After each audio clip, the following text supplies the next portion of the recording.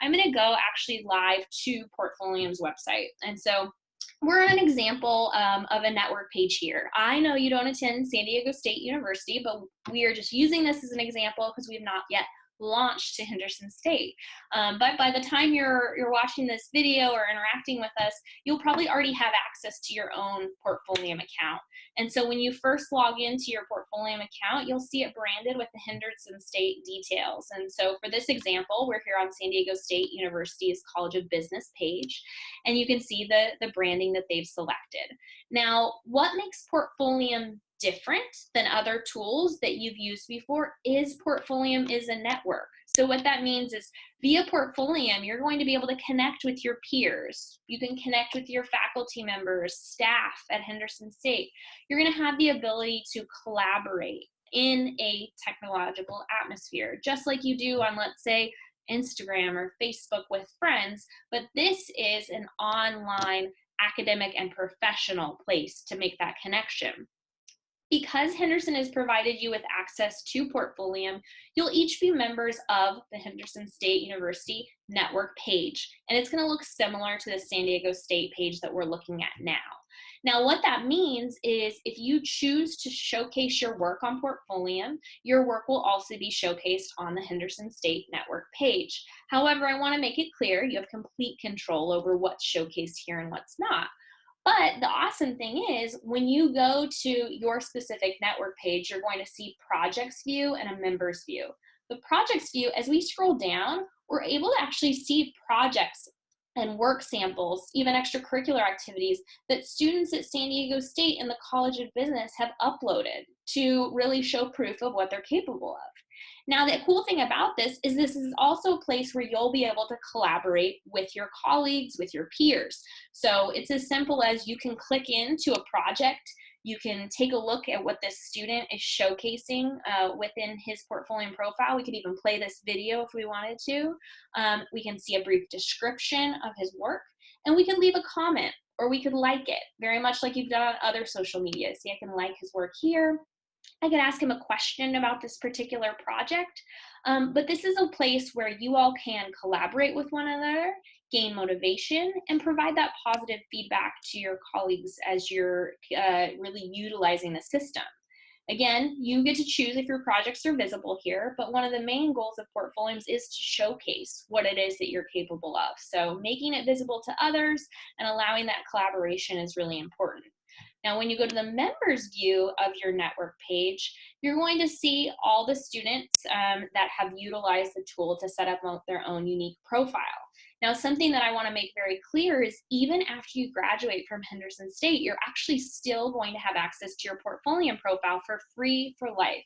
So this is a tool that you can invest time and effort in because you know you're going to get to take it with you after you graduate.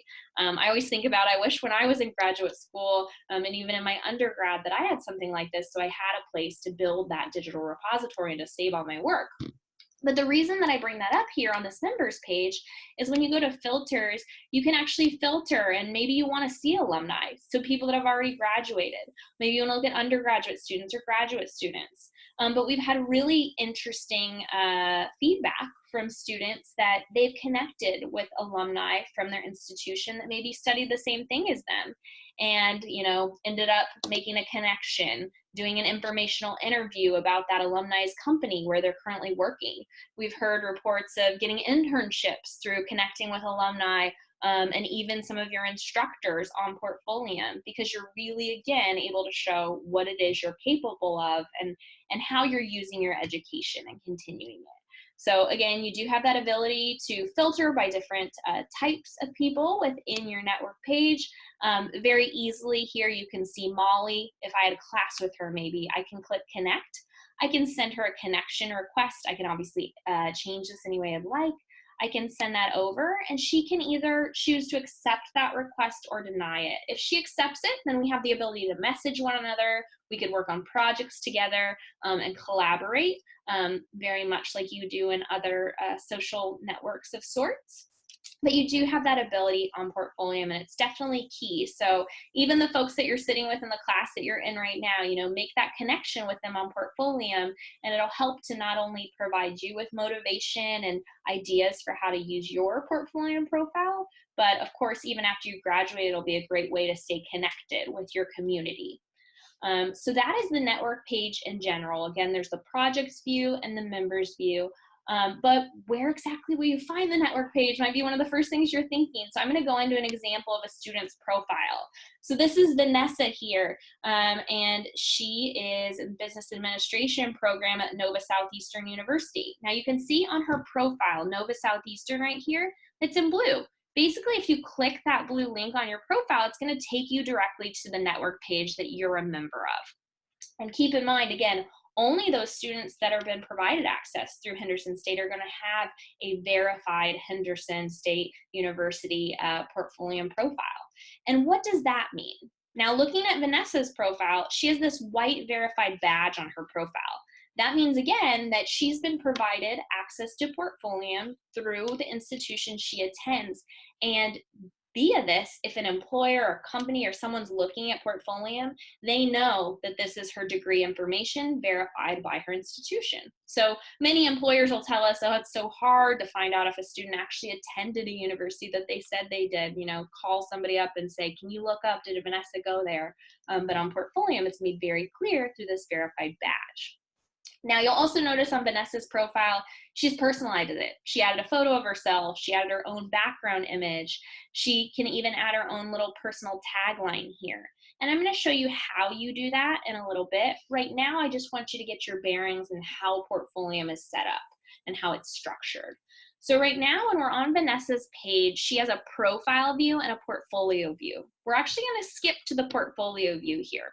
So the portfolio view is really kind of the bread and butter of what Portfolium is built on. It's a lot of what we've talked about so far.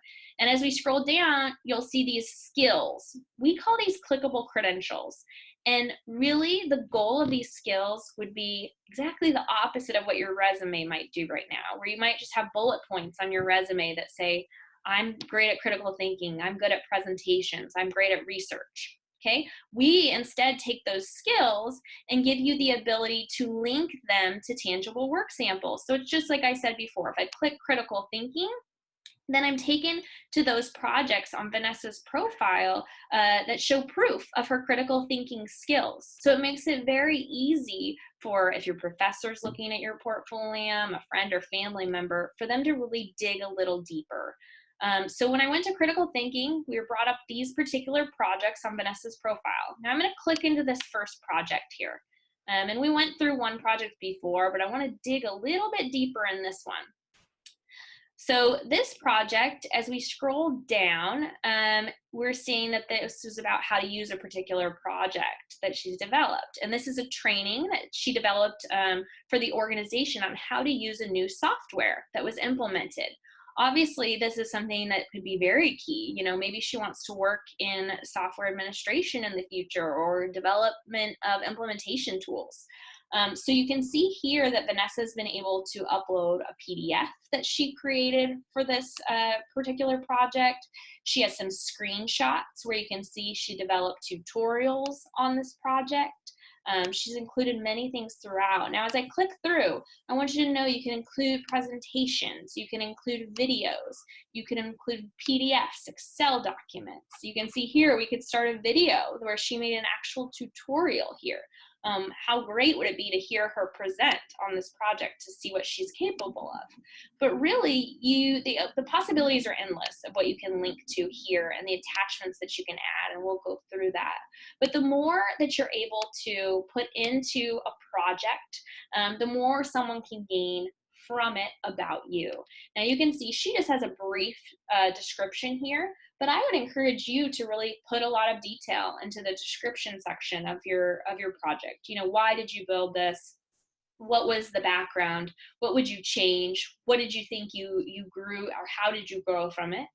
And then on the right-hand side, you can see the specific skills that Vanessa says that she derived from this project. Now, you know, every project you do in all of your classes, whether it's a class that you're super interested in, or maybe one that you don't feel like is really applicable to something that you're going to do when you graduate, you're still gaining so many different skills. Myself, I'm a public health instructor, and I know I've had students before say, well, you know, this project doesn't really align to what I want to do when I graduate. And so instead, I help them to think through, for this project, maybe you're not interested in the topic, but what skills are you taking from this project that you could then use in your future career? So you can see here, critical thinking, presentation, training and development.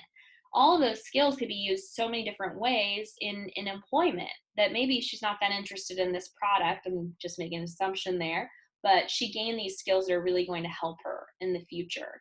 Now, you'll also see here she could create hashtags for this project. And you guys are probably the more familiar with hashtags than I am myself, but in Portfolium, hashtags are used the same way as they are in other social media that you might be used to. You can put these hashtags on.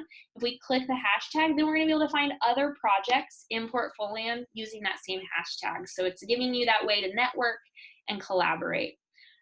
You obviously saw prior that I can like Vanessa's work with that heart, and I can leave comments for her if I have questions. So in general, this is how a Portfolium project is structured. The more robust you make a project, the better. And we will go through how to actually build a project, but I wanted you to just understand how they're created or how they're structured first. Now, I'm going to jump into another student's Portfolium account just because I want you to see multiple variations on how students design their profile. So here you can see Kathy, she added her photo and a background image, and she's added that tagline too on her profile. Now, one thing that I didn't point out that's really key is underneath a student's tagline and their name, every one of you have your own unique URL. So this URL that Kathy has, she can send to her professor.